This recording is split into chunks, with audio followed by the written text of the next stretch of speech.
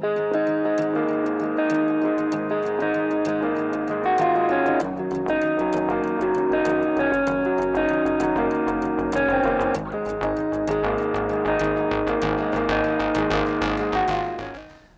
bem-vindo ao canal da Clínica Factum.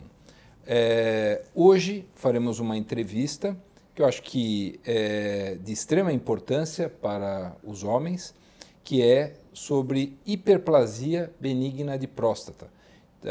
Um tema que muitas vezes geram determinadas polêmicas, né, de quando que eu devo fazer o exame médico, quando que eu devo fazer exames de imagem, exames de sangue. E trouxemos um super especialista, que é o professor Celso Heitor de Freitas Júnior, é amigo meu já há muitos anos, nos conhecemos na Beneficência Portuguesa, na época que eu fazia parte do grupo da oncologia deles. E o Celso ele é formado na Universidade de Londrina, fez a residência no Servidor Público Estadual e doutorado na USP, e hoje é o diretor clínico do Hospital Mirante, que faz parte do grupo da Beneficência Portuguesa.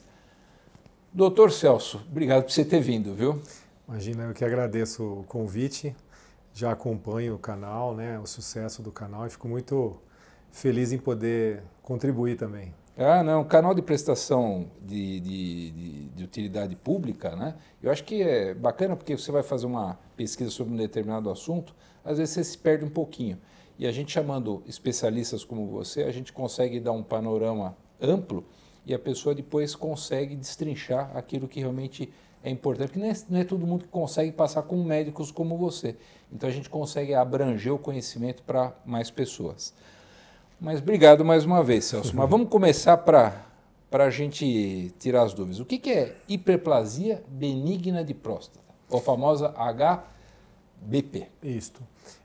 A hiperplasia benigna da próstata, ele é uma alteração que ocorre com a próstata durante a nossa vida com o envelhecimento. É inerente. Todos os homens terão esse aumento do tamanho da próstata, crescimento, vamos dizer assim, que é o sinônimo da hiperplasia, né, que é o crescimento, com o decorrer da sua idade. E é muito interessante porque alguns dos homens vão desenvolver sintomas, outros sintomas mais leves e outros às vezes a ausência de qualquer sintoma, mas é uma entidade, uma doença, Liboni, muito importante porque ela pode alterar o aparelho urinário inferior, né, vamos dizer assim, a bexiga urinária principalmente, a próstata pode desenvolver doenças secundárias até a esse crescimento que ela tem com a nossa idade, que vão repercutir muito seriamente na vida do homem. Então, é a doença mais frequente que nós, urologistas, vigiamos nos homens quando eles passam em consultório, para fazer uma consulta de check-up, de acompanhamento e assim vai. Celso, me diga uma coisa, qual que é a idade que... Diz assim que a partir dos 50 anos, a grande maioria vai ter essa hiperplasia, né? Sim. Qual que é o tamanho normal de uma próstata? O tamanho normal da próstata a gente calcula como sendo em volume ao redor de 20 centímetros cúbicos, que corresponde a 20 gramas. Então a glândula prostática ela é pequena, né? ao redor do adulto jovem, né? Próximo dos 40 anos. Geralmente após os 40 anos de idade há uma tendência dela crescer. E como você disse, os sintomas urinários miccionais, né, decorrentes do crescimento da próstata, eles são mais frequentes após os 60 anos de idade.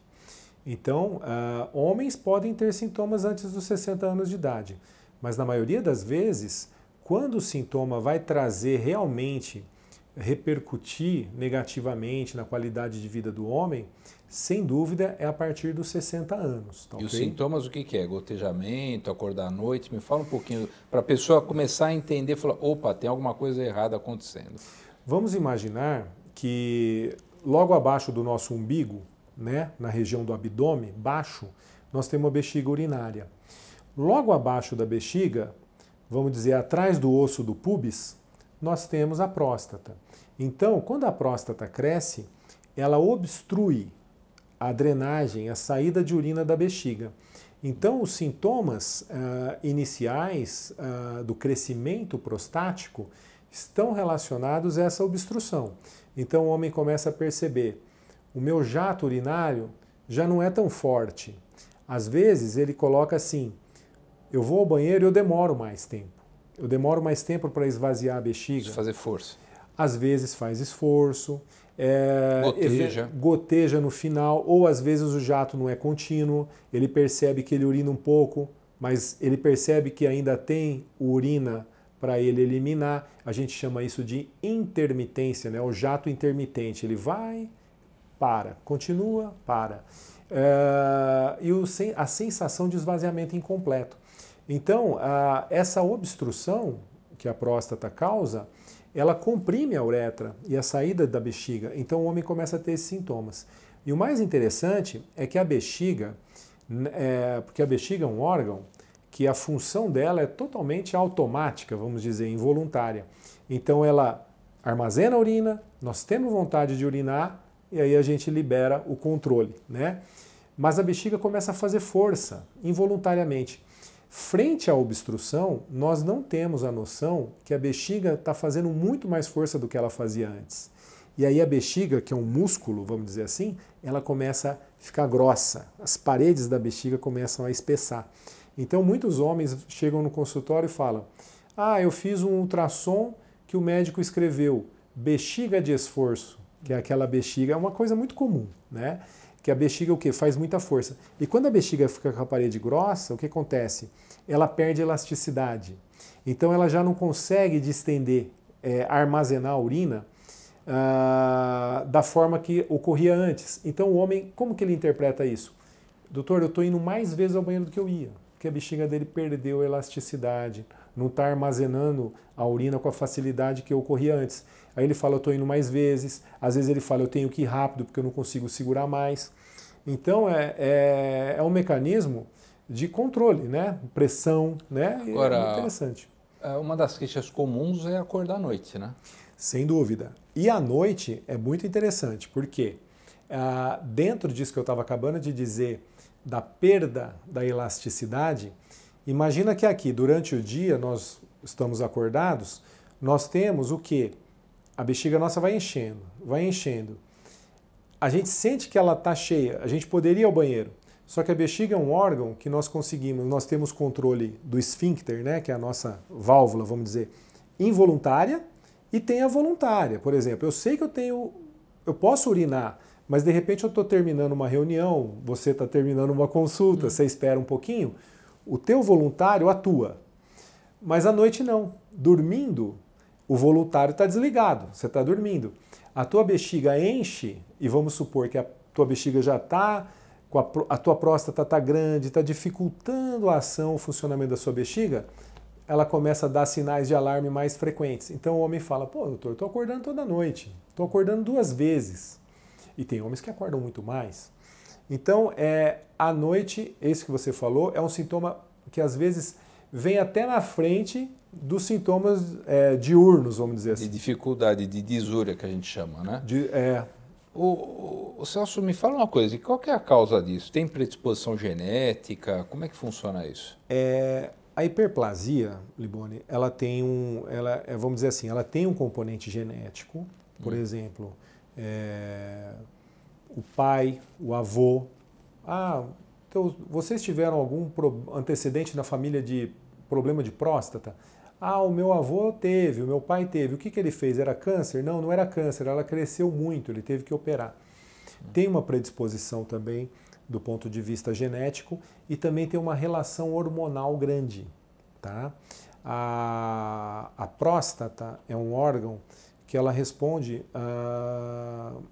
vamos dizer, está relacionado ao metabolismo da testosterona, de certos metabólitos da cadeia da testosterona. Então, em alguns homens que têm próstatas muito grandes, certas medicações que inibem a ação desses metabólitos periféricos da testosterona, vamos dizer assim, fazem com que a próstata reduza. Esse mecanismo hormonal também é até mais explorado, vamos dizer assim, no câncer de próstata, né? Que muitas vezes homens que têm cânceres de próstata avançados, nós medicamos esses homens baixando, inibindo a produção da testosterona, a próstata desses homens diminui, né?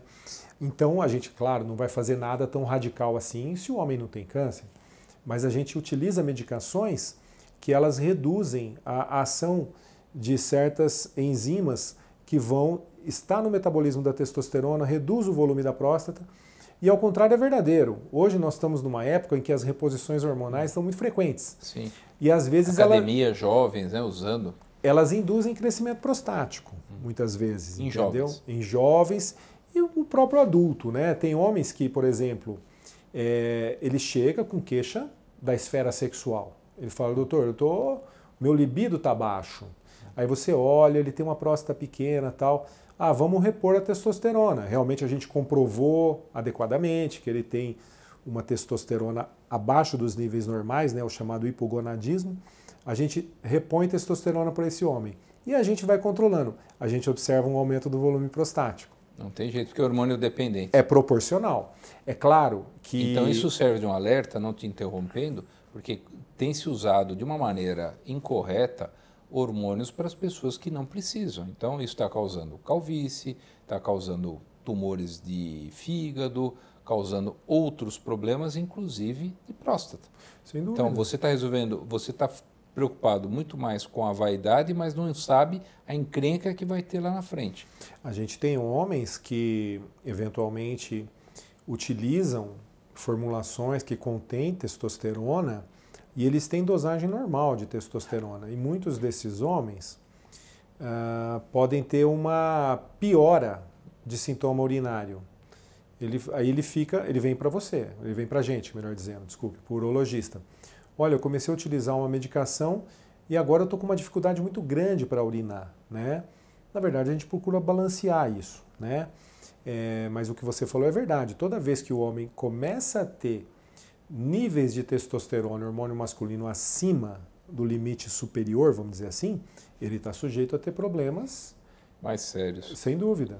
Agora, me digas uma coisa, como é que eu faço o diagnóstico disso aí? O paciente chegou com essas queixas, estou com dificuldade para urinar, estou acordando à noite, estou tendo gotejamento. Como é que eu começo a história clínica está bem clara.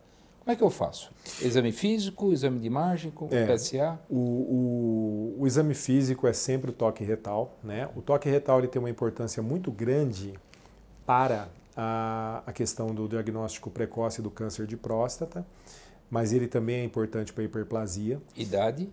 Idade. A idade, se o homem tem sintoma, ele vai procurar a gente.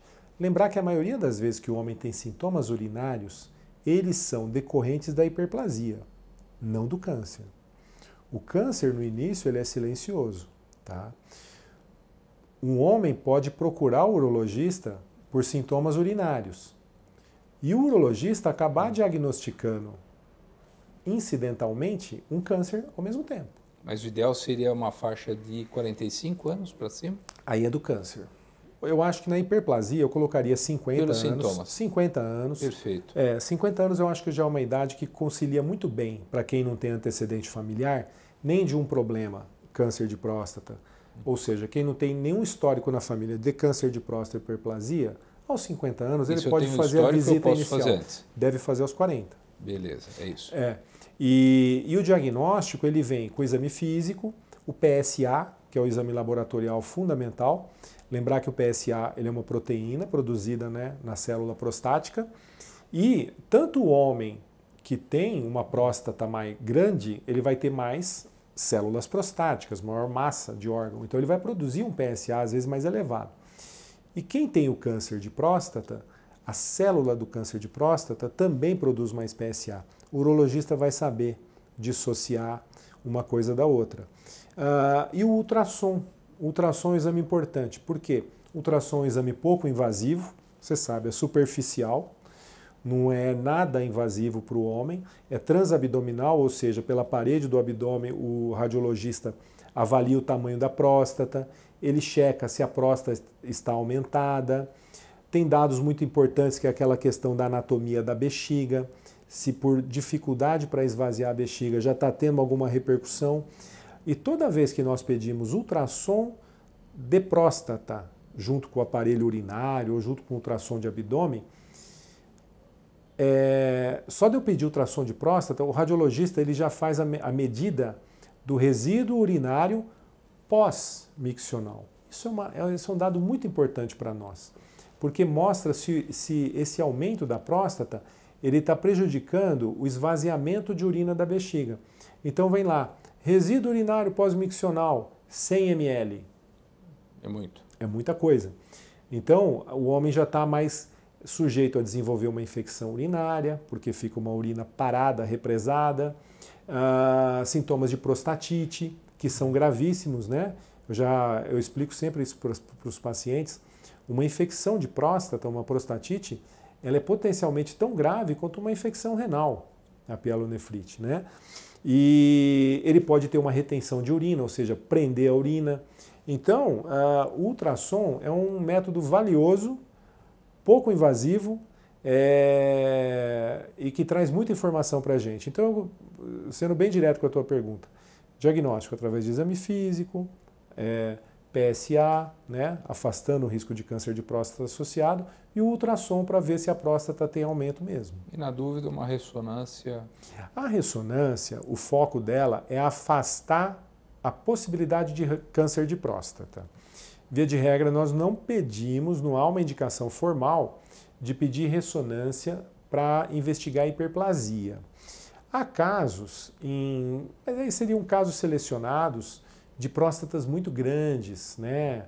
Que os homens, que o cirurgião, melhor dizendo, está em dúvida de definir uma melhor técnica, mas via de regra a gente pede ressonância magnética de próstata para afastar a possibilidade de câncer de próstata associado. Perfeito. Biópsia, só se for também a mesma história, se for suspeita de câncer. Sempre uma vez que você pediu a ressonância, você complementa depois. Exatamente. Quais as condutas clínicas? Você já falou que praticamente é diminuir a produção de hormônios, né? Existem alguns medicamentos. Mas as medicações, desculpa te interromper, a gente utiliza essas medicações que são baseadas nessa ação hormonal, vamos dizer, de crescimento, para próstatas maiores. Vamos dizer assim, é difícil colocar um tamanho em si, porque vai estar relacionado com sintoma, tudo.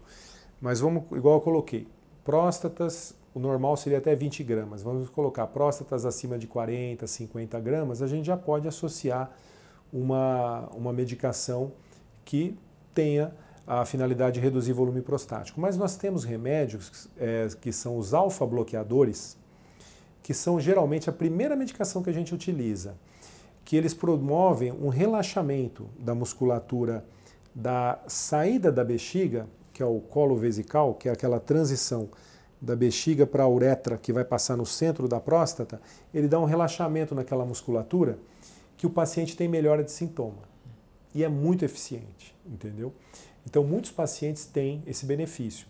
Então, eu vou dizer para você que há uma tendência de nós sempre indicarmos tratamento clínico inicialmente para esses homens. Eles têm bom resultado de sintoma. E à medida que esses remédios vão sendo usados, a gente pode usar periodicamente, um ciclo curto de 60 a 90 dias, esse homem começa a acompanhar com a gente. Se esses sintomas tornam-se mais frequentes, a gente passa a medicar continuamente. E a partir do momento em que, além do crescimento da próstata, piora de sintomas, você começa a ter no ultrassom sinais de problemas, deterioração da bexiga, bexiga espessa, não esvazia bem a bexiga, infecção urinária, aí a gente vai indicar o tratamento cirúrgico. O tamanho não é também indicativo? Olha, é que hoje as técnicas mudaram, né, cirúrgicas também, mas, por exemplo, próstatas que têm melhores resultados com tratamentos cirúrgicos, independente de técnica, normalmente elas têm um cutoff, um tamanho até 80 gramas de peso. Você tem bons resultados cirúrgicos com mais de uma técnica. A partir do momento que a próstata alcança tamanhos maiores, acima de 100 gramas, por exemplo, aí o cirurgião vai ter que avaliar qual que é a técnica mais indicada para uma próstata de tamanho muito grande, para o paciente, e também que faz parte do que ele está habituado a fazer, né? Mas hoje em dia a gente tem muita opção, viu? Está crescendo cada vez mais o arsenal aí de tratamento para próstata, para hiperplasia. Então, duas perguntas, ainda voltando à parte clínica. Muitos homens não querem tomar o remédio porque eles acham que vai diminuir o hormônio e vai diminuir a libido, a sexualidade deles. Não há esse... Isso acontece em alguns homens, tá? Isso acontece em alguns homens, sim. O que acontece? É interessante, né? O choque, às vezes, da prática clínica com a literatura, né? Via de regra, não ser uma medicação que ela não baixa a testosterona, entendeu? Mas ele impacta na ação periférica de um metabólito da testosterona. Então tem homens que se queixam de redução de libido, tá? E se impacta a libido, aí o homem tendo menos desejo sexual vai impactar na ereção. Não é verdade? Porque a gente precisa ter tudo atrelado, né? Você tem que ter na esfera sexual o desejo sexual para despertar todo o mecanismo de vasodilatação, ereção e aí vai. Então tem homens que têm um impacto maior. Geralmente são homens que têm um pouco mais de idade, entendeu? Então ele às vezes impacta mais no libido do que um homem, um adulto jovem, vai. E aí você troca o remédio, acrescenta mais alguma coisa? Não, a gente suspende, né, porque afeta a qualidade de vida do homem e são casos que a gente avalia a indicação de um tratamento cirúrgico, tá? Perfeito. As medicações alfa-bloqueadoras também, elas têm eventualmente alguns efeitos colaterais que a gente procura contrabalançar, que é baixar a pressão, hipotensão, postural, que a gente fala. Então você conhece bem esse efeito, é quando a pessoa se levanta rapidamente. Uma vagotonia, ela fica... Tem uma tontura. Tá. Então tem medicações alfa-bloqueadoras que tem mais, outras que tem menos. Então a gente tem que balancear com idade, vida sexual, né? Mas medicação sempre tem o risco de algum efeito colateral. E aí, vamos falar das cirurgias. Hoje tem laparoscópica, robótica, procedimentos transuretrais. Me explica um pouquinho, o que nós temos hoje aí de novidade e o que você acha que é legal? Olha, a hiperplasia prostática, os melhores tratamentos cirúrgicos que a gente faz opção são por via uretral, transuretral. Tá? Nós temos disparado a ressecção transuretral, a RTU, né? O símbolo RTU, a sigla, melhor dizendo, que é a técnica mais utilizada no mundo, tá? Em que ela veio melhorando. A gente usa energia, né? Fonte de energia, monopolar, ainda é usada, mas cada vez menos, e hoje a gente tem a bipolar, que quando a gente corta o tecido, corta e cauteriza. Então teve menos risco de sangramento, diminuiu o índice de sangramento, porque a próstata é um órgão extremamente irrigado. Porém, quando nós temos próstatas muito grandes, às vezes o resultado da RTU ele é transitório, porque a remoção do tecido ela nem sempre é na quantidade que o cirurgião queria, porque a próstata é um órgão, vamos dizer assim, delicado de ser operado, porque ele tem uma relação muito forte com a bexiga, ele tem a questão do esfíncter, nós não podemos ultrapassar um ponto. O risco de incontinência urinária ele é baixíssimo em casos de tratamento de hiperplasia prostática benigna, mas o cirurgião tem que estar habilitado. Então, o grande fator hoje em dia que a gente tem oferecido até o tratamento cirúrgico com uma maior facilidade, com maior confiança, é o laser. O laser demorou, viu, Liboni, para acertar na urologia. Ele veio há um bom tempo na forma de eletrovaporização. Imagina assim, a gente passa uma câmera na uretra do homem, acompanha tudo num monitor, e a fibra, ela chegava na parte da uretra, que é a próstata, então a gente entra com a câmera na uretra, parece estar entrando num túnel. Quando chega na próstata, fecha esse túnel. A gente entrava com uma fibra que só a proximidade da fibra com o tecido da próstata, ele vaporizava a próstata. Então ele desintegra. Para você ter uma ideia, não tinha material para biópsia, inclusive. Desintegra a próstata, vai desintegrando, ele vai chegando ali perto e tal, e vai moldando um túnel. Só que o que acontece? Essa estratégia de tratamento ela tinha uma vantagem frente à RTU porque é com energia. Tinha menos perda sanguínea. Mas em resultados de abertura do canal ali da próstata, era muito semelhante. Hoje, nós temos uma técnica que é a enucleação. A próstata, toda aquela parte da próstata que está fechando o canal ali, o laser tem uma fibrazinha que ele vai esculpindo, modelando o interior da próstata, e a gente consegue retirar uma totalidade grande de próstata. A analogia que o urologista faz para o paciente no consultório é a da mexerica, da poncã. A gente fala assim, imagina que quando a gente nasce, é como se a gente nascesse só com a casca da poncã. Os gomos são a hiperplasia. Eles vão crescendo e surgindo com a idade. Então, o gomo ele vai distendendo a próstata. Você entendeu? Então, o que a gente faz na cirurgia? O ideal é remover todos os gomos. Então, eles estão no centro. Então, é interessante, a gente procura explicar isso para o paciente. E com essa técnica de enucleação a laser, a sigla é ROLEP. O ROLEP é uma técnica que na Europa é muito utilizada, bastante difundida, e no Brasil agora está ganhando muitos adeptos, tá? E o resultado é muito bom.